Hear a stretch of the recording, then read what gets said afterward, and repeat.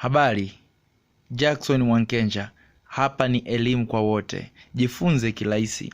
Leo nakwenda kukushirikisha habari ndogo ambayo ni nzuri. Umepata changamoto ya kompyuta yako, unaminya herufi inakuletea namba, na minya herufi U, unaona inaleta 4, na minya I inaleta 5, na minya O inaleta 6. Sasa hii ni issue ndogo.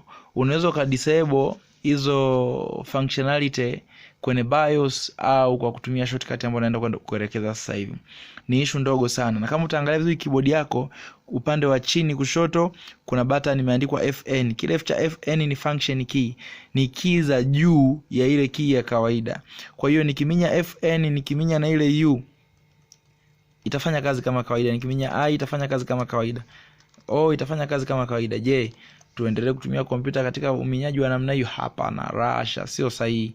Cha kufanya ni kuweza kufanya namna mbili. Either disable hiyo function key kwenye BIOS, au njia rahisi ni uchukue function key pamoja na numlock. Ukishafanya hivyo, unaminya function key, unaminya na numlock kwa wakati mmoja. Baada ya hapo, nikiminya herufi itafanya kazi vizuri. Nikiminya I itafanya kazi vizuri.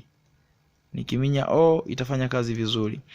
Mpaka wakati mwingine, mpenzi mtazamaji, kama ni mara ya kwanza kutembelea hii channel, kumbuka kusubscribe. Lakini pia usisahau kubonyeza kitufe cha kengele kuwa kwanza, ili kuwa kwanza kupata video zetu ambazo zinaachiliwa kwa ajili ya kufunza masuala mbalimbali katika lugha ambayo ni nyepesi na ambayo inaweza kukusaidia kukutoa kwenye pale ambapo ulikuwa umekwama. Elimu kwa wote, channel nambari 1 pendwa kwa namna ya Kiswahili, kwenda kufundisha, kuhabarisha na kupata kwenda kushirikisha katika namna ambayo ni rahisi na bure kabisa.